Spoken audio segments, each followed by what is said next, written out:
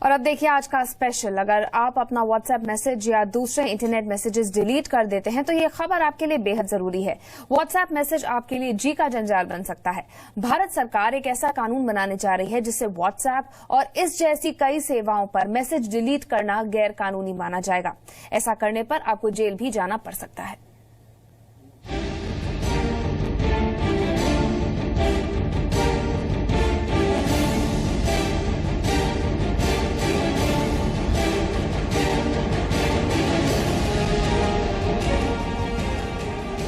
आपके व्हाट्सएप पर सरकारी पहरा।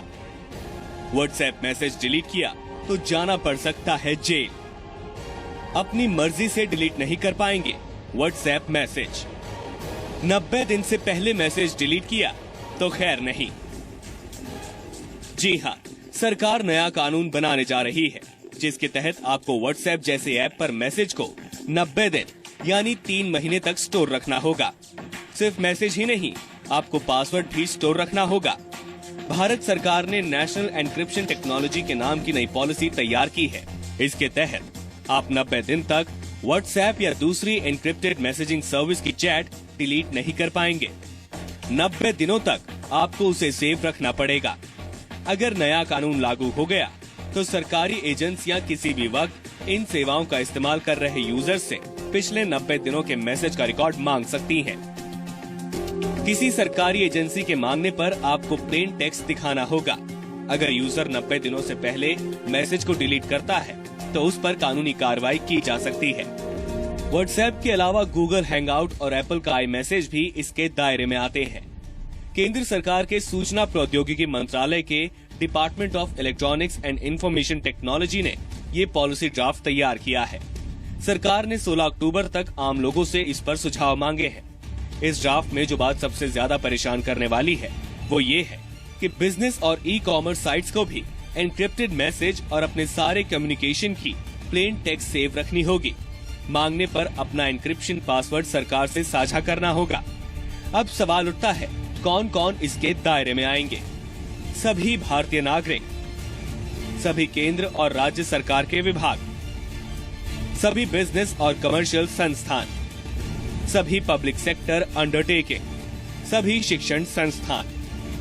प्रस्तावित कानून के मुताबिक भारत या भारत से बाहर के सर्विस प्रोवाइडर जो भारत में एन्क्रिप्शन टेक्नोलॉजी का इस्तेमाल कर रहे हैं, उनके लिए सरकार से समझौता करना अनिवार्य होगा।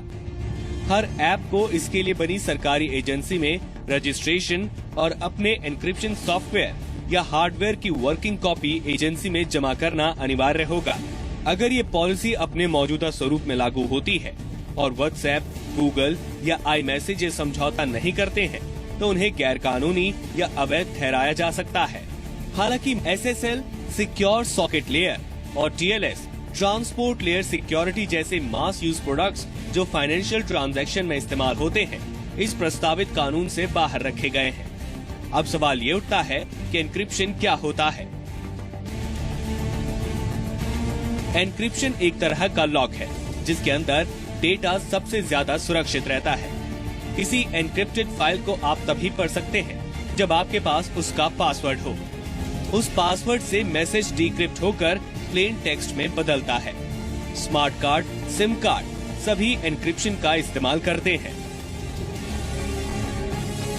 अब तीसरा सवाल ये उठता है कि सरकार इस तरह का कानून क्यों बनाने जा रही है? ब्लैकबेरी मैसेंजर सर्विस, व्हाट्सएप और इन जैसी सेवाएं एन्क्रिप्ट तकनीक का इस्तेमाल करती हैं। इससे जाने वाला मैसेज खुद ब खुद ही एन्क्रिप्ट होकर जाता है। रिसीवर के पास पहुंचने के बाद ये डी एन्क्रिप्ट हो जाता है।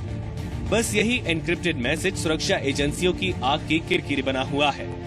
ऐसे एन्क्रिप्टेड मैसेज को सुरक्षा एजेंसियां देश की सुरक्षा के लिए खतरा मानती हैं। सरकार की दलील है कि प्रस्तावित नए कानून का मकसद साइबर स्पेस में व्यक्ति और बिजनेस संवेदनशील जानकारी को सुरक्षित रखना है।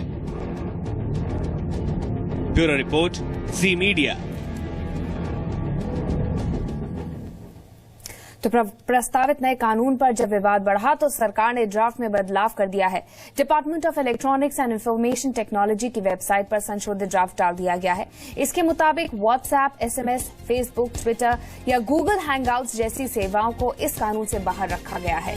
Internet banking, payment gateways, e commerce और पासवर्ड आधारित ट्रांजैक्शंस को भी इससे अलग कर दिया गया है।